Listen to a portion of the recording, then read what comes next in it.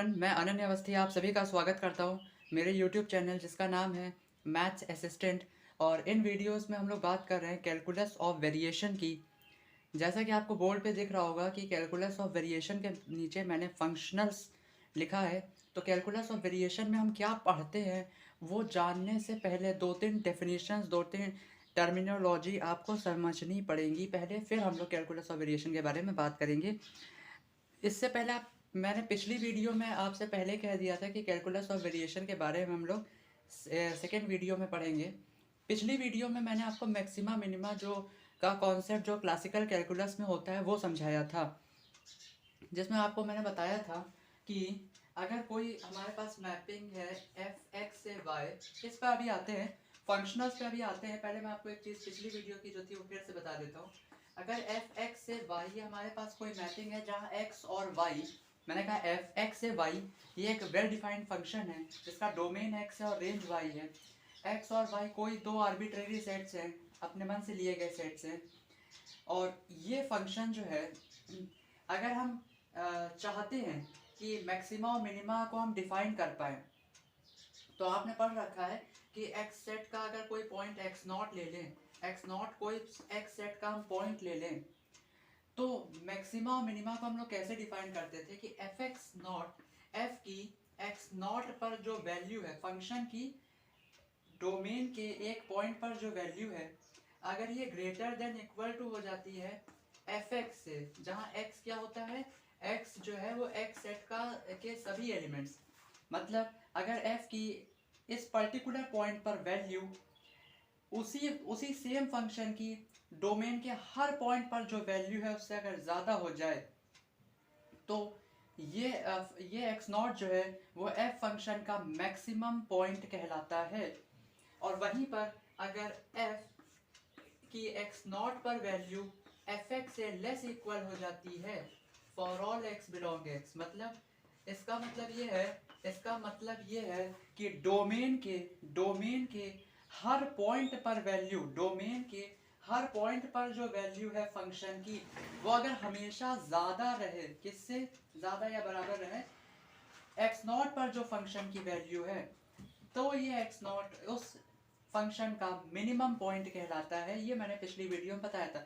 तो ये जो आप ग्रेटर इक्वल या लेस इक्वल ये जो इस्तेमाल कर पा रहे हो फंक्शन, दो फंक्शंस को दो फंक्शन वैल्यूज को आप कंपेयर कर रहे हो, एफ की एक्स नॉट पर जो वैल्यू है, आप हमेशा आप दो फंक्शन वैल्यूज को कंपेयर कर रहे हो।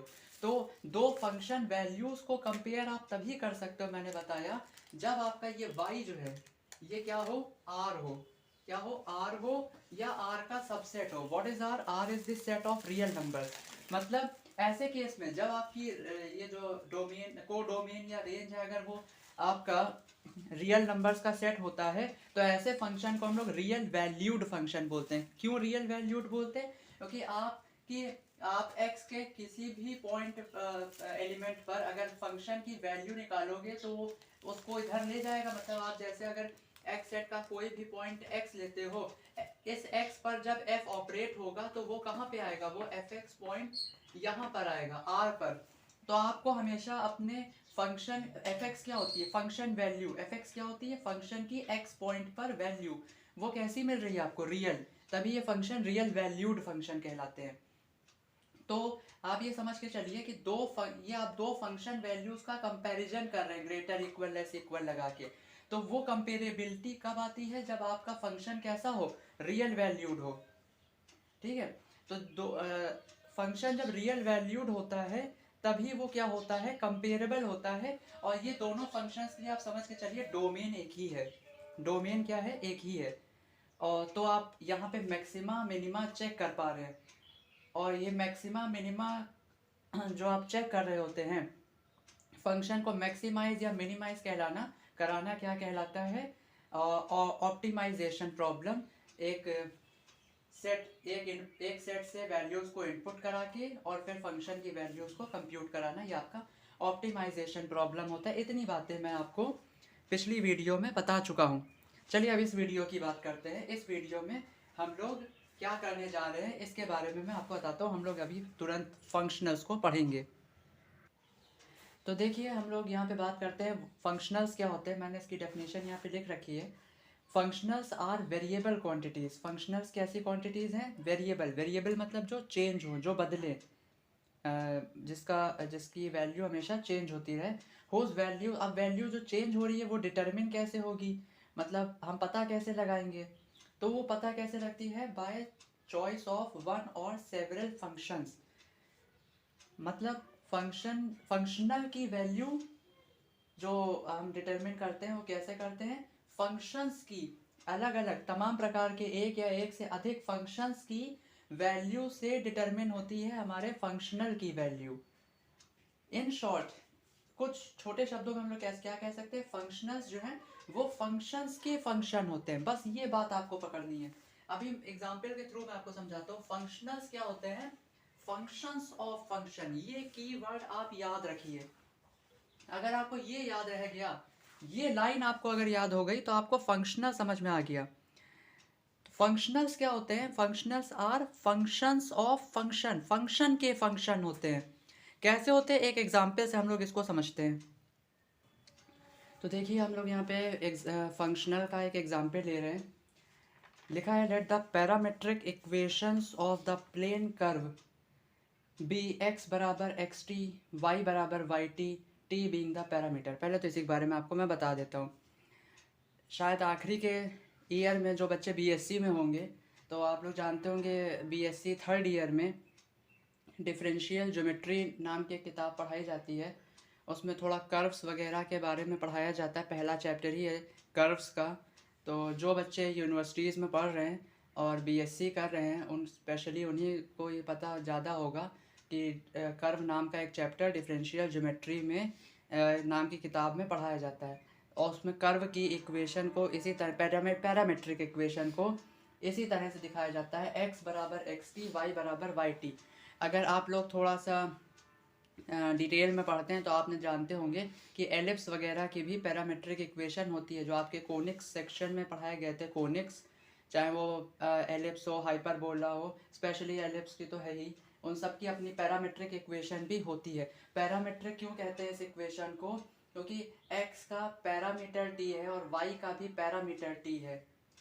तो आप जानते हैं कि किसी भी चीज़ के बगल में अगर पैरेंथेसिस है तो एक तरह से वो फंक्शन को ही रिप्रेजेंट कर रहा है। जो बच्चे कंप्यूटर में प्रोग्रामिंग करते हैं तो वो जानते होंगे कि जब प्रोग्रामिंग में हम फंक्शंस को, या आप वहाँ पे मेथड्स बोलते हो उसको, तो उसको जब चाहे वो जावा वगैरह जो भी लैंग्वेज आप पढ़ते हैं, तो उसमें जब आप फंक्शन बनाते हैं तो फंक्शन के बगल में एक पैरामीटर जरूर बनाया जाता है। उसको आर्ग्यूमेंट या पैरामीटर या फंक्शन सिग्नेचर वहाँ पे बोला जाता है, तो वो ज़रूर बनाया जाता है। तो क्योंकि यहाँ पर पैरामीटर, ये पैरामीटर हम पास कर रहे हैं टी, इस वजह से ये पैरामीट्रिक इक्वेशन होती है, कहलाती है, और टी जो है वो पैरामीटर कहलाता है इस इक्वेशन का। तो ये आप याद रखिए कि प्लेन कर्व की पैरामीट्रिक इक्वेशन यही होती है, एक्स बराबर एक्स टी, वाई बराबर वाई टी।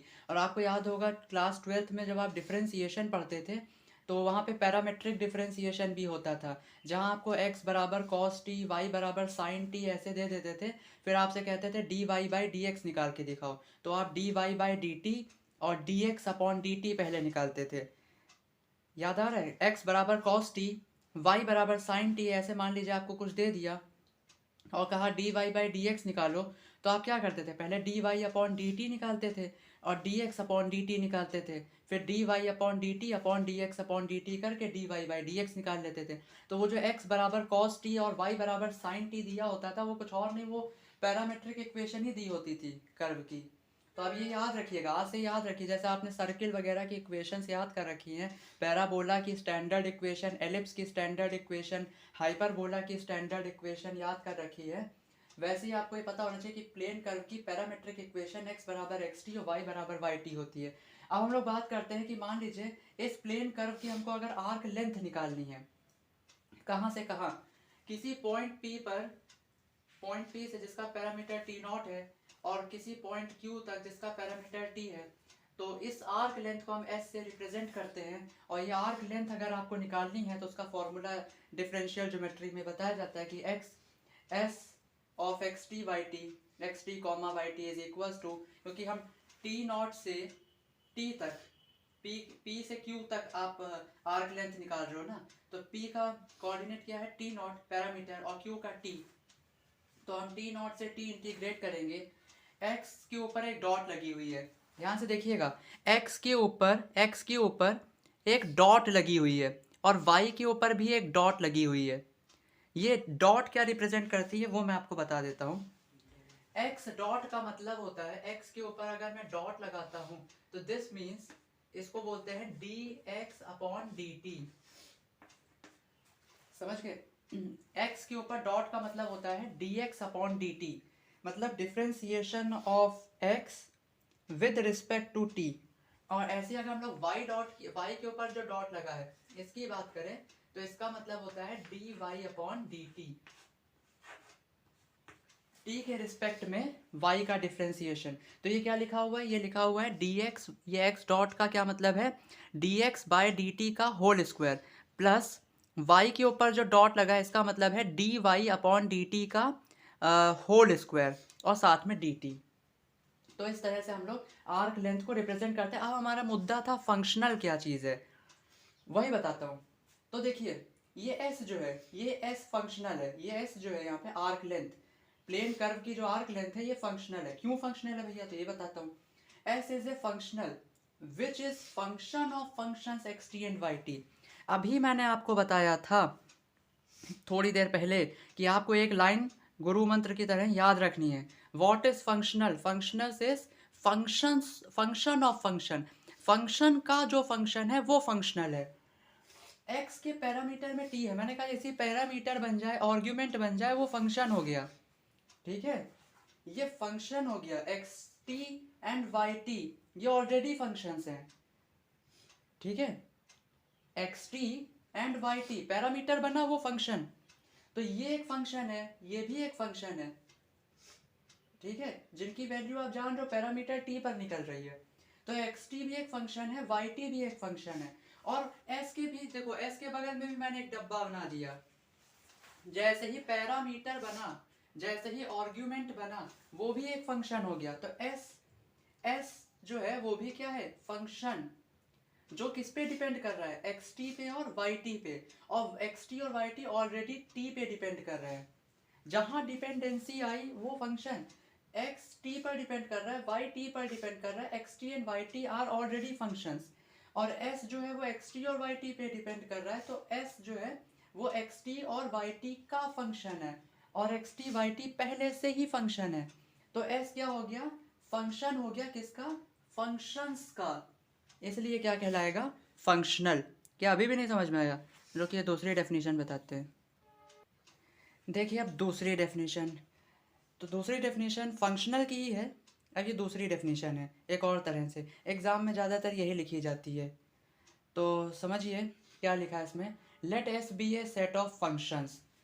अब हमने एक सेट बनाया एस नाम का, एस नाम का, हमने कहा एस नाम का एक सेट है, इसमें क्या भरे हुए हैं, इसके एलिमेंट्स कैसे होंगे, फंक्शन होंगे।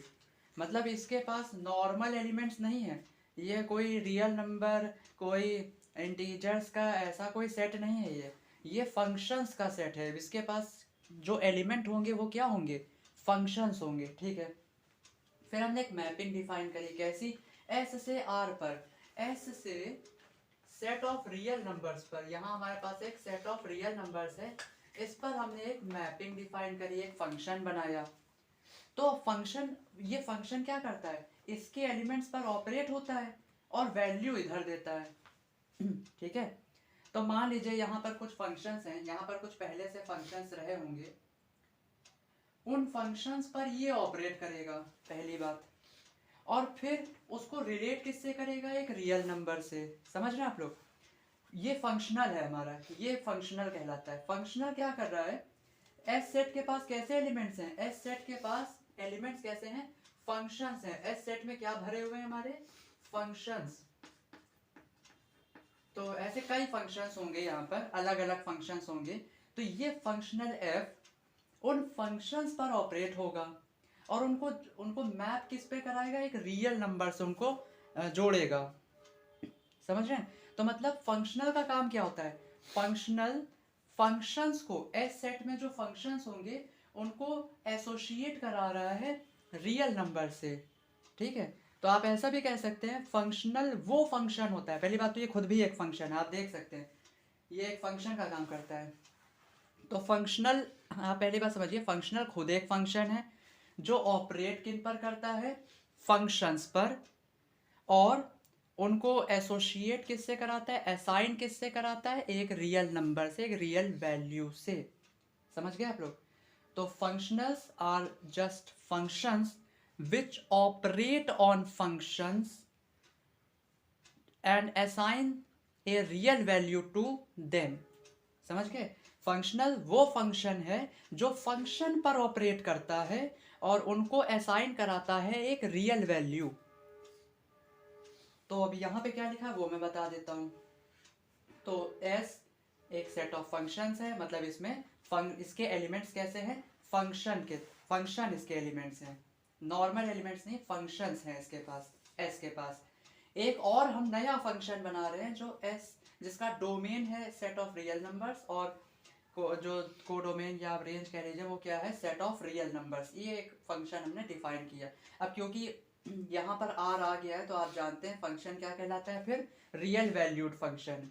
रियल फंक्शन के बारे में भी आपको मैंने बताया था कि अगर डोमेन भी रियल हो जाए, डोमेन कोडोमेन दोनों रियल हो, तो फंक्शन आपका रियल फंक्शन कहलाता है। अभी रियल नहीं, अभी रियल वैल्यूड है। तो अगर कोई फंक्शन इस मैपिंग पर काम करे, मतलब सेट ऑफ फंक्शंस उसका डोमेन हो और रियल वैल्यूड हो वो फंक्शन, तो ऐसा फंक्शन क्या कहलाता है, such functions are known as functionals.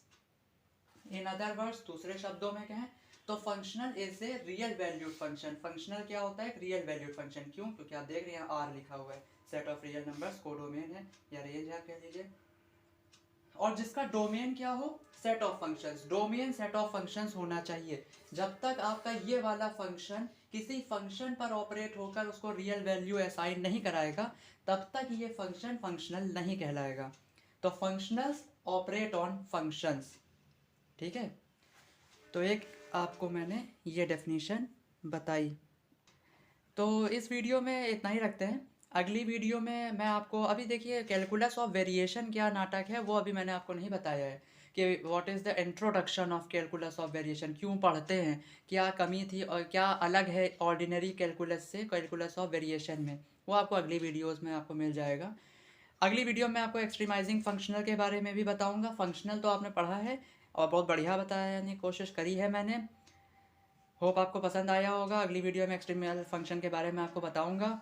तो अगर आपको मेरी ये वीडियो पसंद आए, और पिछली जो बता चुका हूँ वो वीडियोस अगर आपको पसंद आ रही हों, तो प्लीज़ मेरे चैनल को प्रमोट करिए जितना आप कर सकते हैं। और चैनल को अगर आपने अभी तक अगर पहली बार देख रहे हैं, सब्सक्राइब नहीं किया, तो प्लीज़ सब्सक्राइब कर लीजिए, बेल आइकन को प्रेस कर दीजिए ताकि आगे आने वाली वीडियोस आपको उसका लिंक मिलता रहे। और वीडियो को लाइक ज़रूर करें अगर आपको पसंद आए, शेयर ज़रूर करें वीडियोस को ज़्यादा से ज़्यादा। Thank you so much.